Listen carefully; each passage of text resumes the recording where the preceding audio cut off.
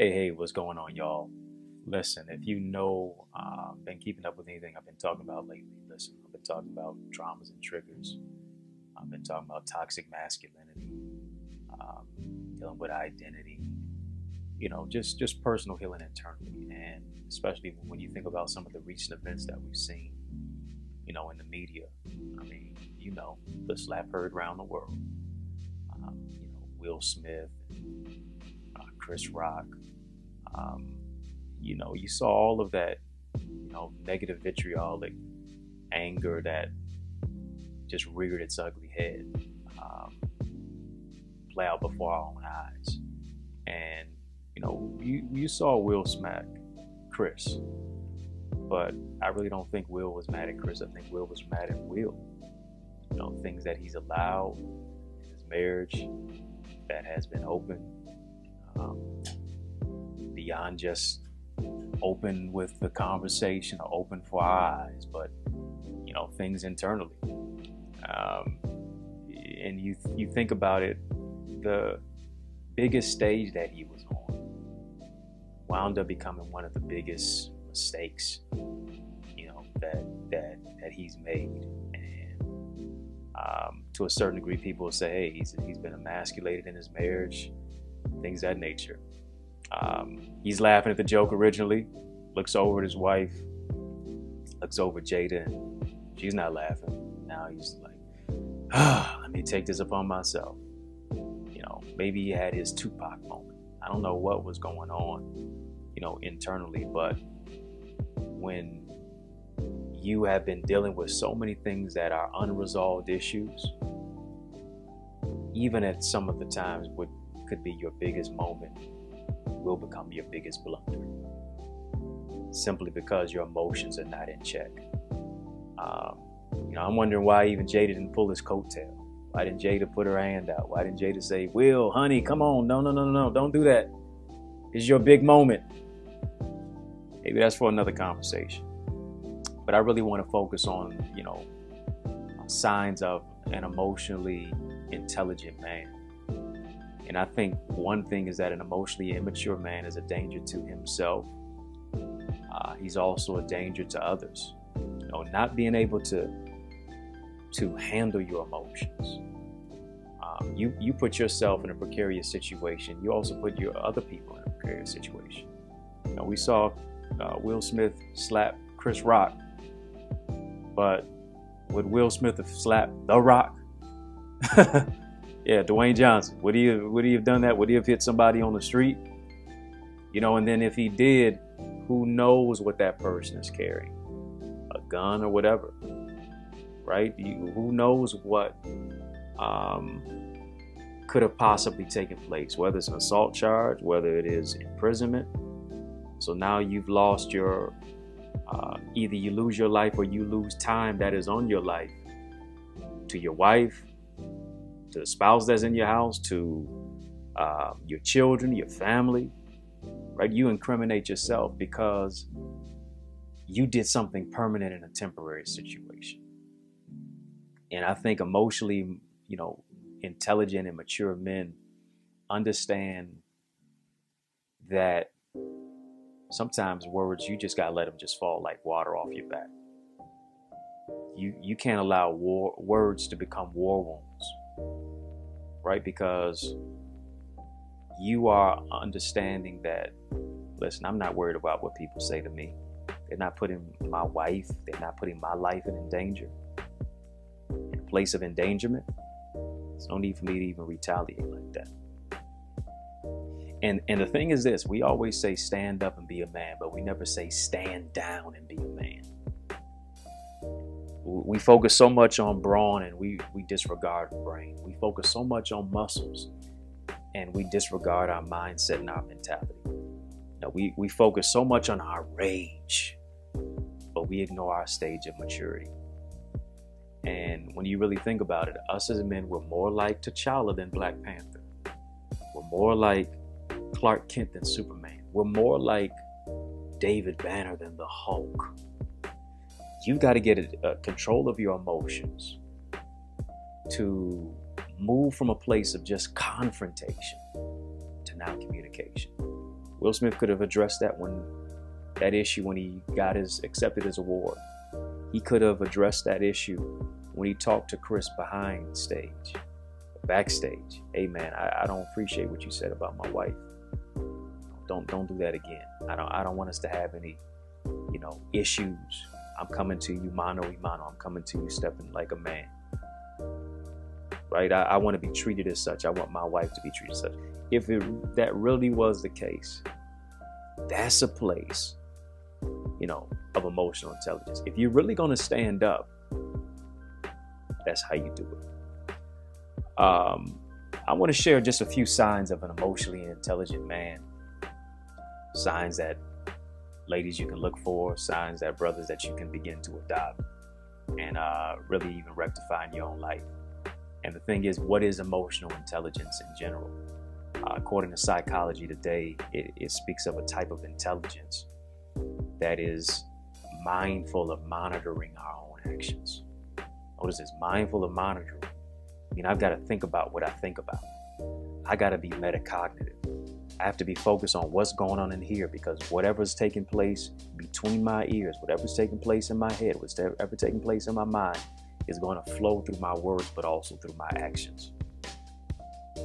Right? We have to look at the whole aspect of how we constructively handle our emotions.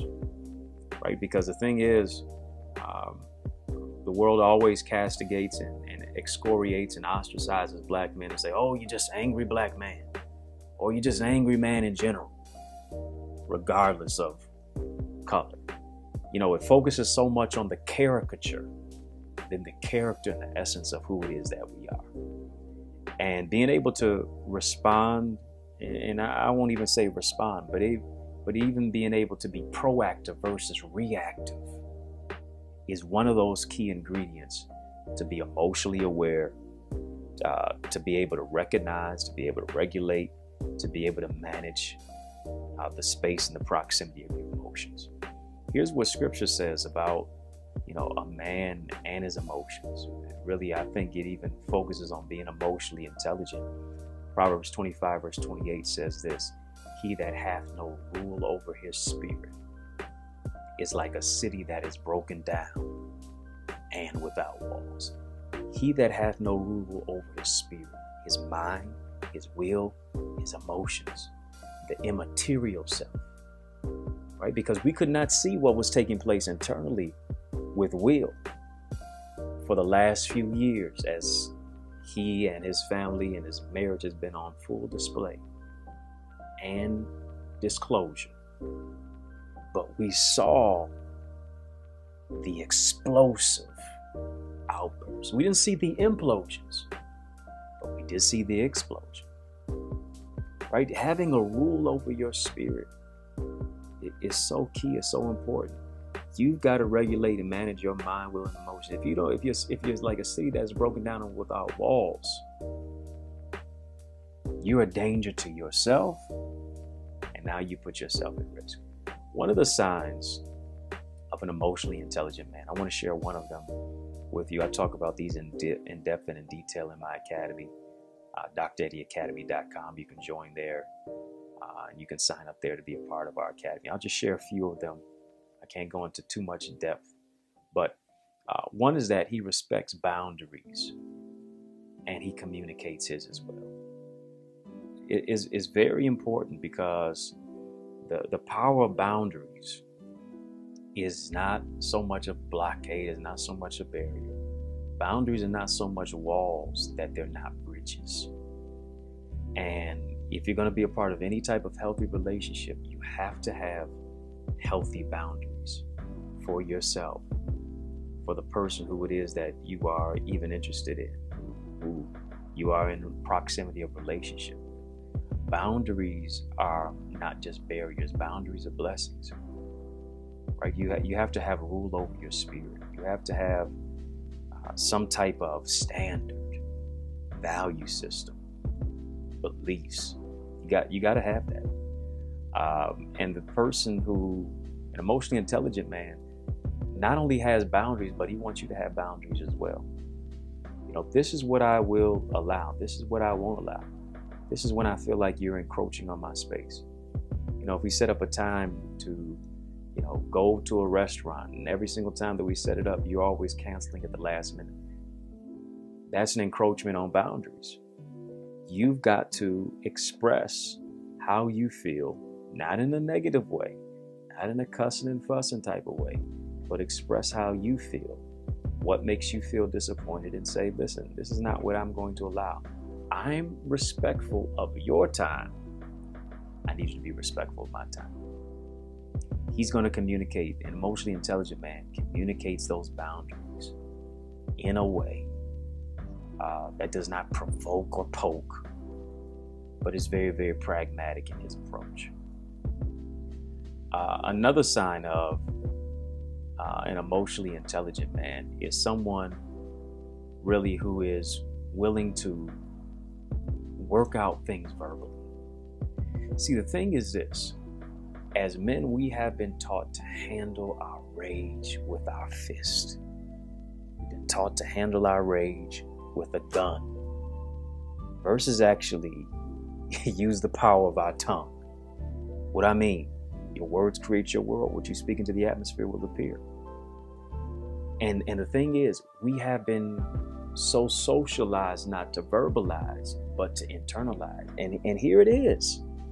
If you keep the lid and the top on the spaghetti too long, when you're boiling it, it's eventually going to implode. It's been imploding, but it's going to eventually explode. We have been taught to hold things on internally so much to where now when we're so frustrated, when we've been holding it in so much, everything now becomes combustible. And we snap and we do something permanent in a temporary situation. Because we become so impulsive, because we have not learned how to verbalize, we've just internalized. And so much so, we have demonized communication as men to where a lot of times we only see vulnerability as femininity, or verbalizing and vulnerability as femininity, when really it's the power of true masculinity. Emotionally intelligent men are capable of talking things out. Emotionally stunted men are incapable of doing that. Why? Because they run, they deflect, they stonewall things, they don't hash things out. And the thing is, when you are a man who is emotionally intelligent, when you are dealing with a man who is emotionally intelligent, talking will be a way of overcoming barriers. Talking will be a way of overcoming hardship. Right? And it's incredibly refreshing when you've done it. It's incredibly refreshing when you've experienced it. Because an eye for an eye is going to leave everybody blind. Going fisticuffs all the time is going to get you a charge, it's going to get you locked up, or it's going to get you hurt. And people don't fight fair anymore. Rather than fighting, people start shooting. You've got to think the long game out versus being so impulsive in the moment to where you don't handle the issue, but the issue handles you. And, there's another thing, even with emotionally intelligent men, is this, when that whole aspect of, being able to verbalize and not so solely internalize, not verbalizing and just solely internalizing, it becomes so combustible to where you now live a life of impulsivity. Now you can't handle your emotions to where you just blow up over here, you blow up over there, or you blow up on the person who should be loving you, right? And the person who you should be in a partnership with and in a connection with, who you should be a support system to you, because you're not healed emotionally, because something triggered you, and now you just move into impulsive, toxic type of behavior. See, emotionally competent men, when they encounter, agitating behavior, they're able to read the room. They're able to read the situation. They're able to say, you know what, I'm dealing with this rage. I'm dealing with this anger, right? You can be angry and sin not. Anger is just one letter away from danger, right? It is being able to say, all right, let me check myself before I wreck myself with somebody else. Let me regulate my emotions. Let me take a step back. You know what? I don't even need to talk right now. Let me take some time to cool off. Let me get 24 hours to reassess this whole situation, because I'm feeling myself get heated right here. Right? Let me take a break so I don't break. Rather than making a hasty and a rash decision, you've got to be a person who's going to contemplate versus try to control, or versus trying to get into a confrontation. Last but not least, emotionally intelligent men. They are open to counseling. They're also open to therapy. Scripture says, in the multitude of counselors, there is safety. Notice this. Yes, Will Smith did apologize. I think that's another trait of an emotionally intelligent man. Whether he messed up or not, or whether he, got into some type of friction, being able to, confess your faults, being able to say, hey, you know what, I did this. Let me apologize for my actions and my behavior. And we saw even, images and pictures of the aftermath of the situation with Will and Chris Rock, that Will was, to a certain degree, being counseled by Tyler Perry and Denzel Washington. I don't know if there were any other men or even women who stepped up, but they were able to console him. They were able to help him get control of his emotions. And that's what you have to do. You gotta be receptive to hear and to listen to other people. A know-it-all really knows nothing at all. 2 ears, 1 mouth. Simply, we gotta listen twice more than we talk. Being able to listen to other individuals who have your best interest at heart. Taking constructive criticism from people who have constructed something is highly important. And hear me, it's a cautionary tale if a man refuses to get help. It's a cautionary tale if a man refuses to get assistance or some form of reinforcement when it's clearly needed. And a lot of times us as men, we don't want to get help. We don't even want to get help for trying to get some directions. Nah, I got it all figured out. I got this figured out, because a lot of times we have seen help. We see it as a sign of weakness. The worst question is the one that you don't ask. The worst help is the one that you don't get. Right? And we've got to let the ego go.